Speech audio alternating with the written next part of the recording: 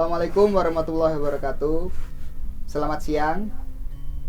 Kali ini bersama saya, Seto Kuncoro, kita akan membahas SNI Roti Manis SNI 8372 tahun 2018. Roti manis adalah produk yang adonannya terbuat dari tepung terigu, lemak, gula, dan air yang mengalami proses fermentasi oleh ragi. Ragi ini sendiri adalah sebagai bahan pengembang dengan atau tanpa penambahan bahan tambahan pangan lainnya dan memiliki rasa manis. Roti manis sendiri ini bisa juga menggunakan bahan tambahan pangan lainnya, yaitu dengan dicampurkan ke dalam adonan roti atau dilapiskan, dan juga bisa diisikan ke dalam adonan atau roti. Untuk syarat mutu sendiri, yang pertama adalah keadaan roti. Untuk bau, roti ini baunya normal tanpa ada bau tengik. Kemudian rasa dan tekstur sendiri normal. Warna normal roti manis. Kemudian kadar abu tidak larut asam maksimum adalah 0,1%. Kadar air maksimal 40%. Kemudian jumlah gula dihitung itu lebih dari 5% fraksi massa. Yang selanjutnya adalah syarat mutu cemaran logam. Nah, komponen dari cemaran logam sendiri ini ada 6.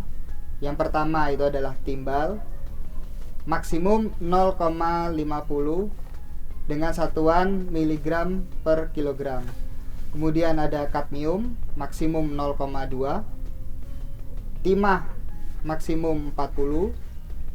Merkuri, maksimum 0,05. Arsen, maksimum 0,05. Kemudian deoksinivalenol, maksimum 500 mikrogram per kilogramnya. Kemudian syarat mutu untuk cemaran mikroba. Di sini untuk jenis cemaran mikroba ada 5 macam. Jadi yang pertama adalah angka lempeng total, kemudian ada Enterobacteriaceae, kemudian ada Salmonella, kemudian ada Staphylococcus aureus, kemudian yang terakhir adalah kapang. Nah, yang selanjutnya adalah sarana dan prasarana. Jadi untuk sarana dan prasarana pembuatan roti manis sendiri ini disyaratkan memenuhi GMP atau Good Manufacturing Practice atau cara produksi pangan olahan yang baik sesuai dengan Peraturan Menteri Perindustrian Nomor 75 Tahun 2010. Kemudian kita masuk dalam proses produksi roti manis sendiri. Proses produksi roti manis ini untuk penyiapan bahan bakunya itu menggunakan 5 macam bahan starter, yaitu adalah yang pertama tepung terigu, kemudian ada gula, ada lemak, yaitu lemak di sini kita bisa menggunakan margarin atau mentega. Kemudian bahan keempat adalah air, dan bahan yang terpenting yang terakhir adalah lagi menggunakan bahan baku yang baik. Jadi semua kelima bahan starter ini memang harus digunakan dalam kondisi yang baik, tidak kadaluarsa dan sesuai untuk penggunaannya. Bahan pangan lain ini menggunakan bahan pangan yang aman dikonsumsi dan sesuai ditambahkan pada produk. Kemudian untuk bahan tambahan pangan ini menggunakan bahan tambahan pangan yang diizinkan sesuai dengan peraturan yang berlaku dan tidak menggunakan bahan kimia yang membahayakan bagi kesehatan konsumen. Kemudian yang kedua, untuk proses produksinya adalah pencampuran dan pengadonan.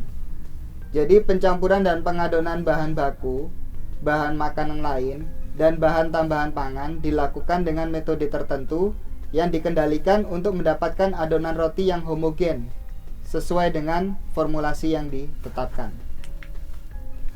Kemudian proses produksi yang ketiga adalah fermentasi. Jadi fermentasi ini dilakukan dengan metode tertentu yang dikendalikan untuk mendapatkan adonan hasil fermentasi yang diinginkan. Selanjutnya, untuk proses produksi yang keempat yaitu pencetakan dan pengembangan atau proofing. Pencetakan dan pengembangan dilakukan dengan metode tertentu yang dikendalikan untuk mendapatkan bentuk dan ukuran produk yang diinginkan. Yang selanjutnya adalah proses pemanggangan. Pemanggangan dilakukan pada suhu dan waktu tertentu yang dikendalikan untuk mendapatkan produk dengan tingkat kematangan yang dipersyaratkan. Yang selanjutnya adalah pendinginan. Jadi pendinginan ini dilakukan dengan metode tertentu yang dikendalikan untuk menurunkan suhu produk akhir. Jadi sebelum tahap pengemasan ini perlu dikondisikan dulu untuk suhu rotinya agar aman ketika dilakukan proses pengemasan. Yang selanjutnya adalah pengemasan. Jadi ini pengemasan adalah proses produksi roti manis yang terakhir.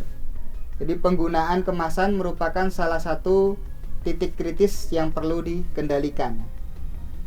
Produk ditimbang sesuai dengan ukuran yang telah ditetapkan oleh pelaku usaha.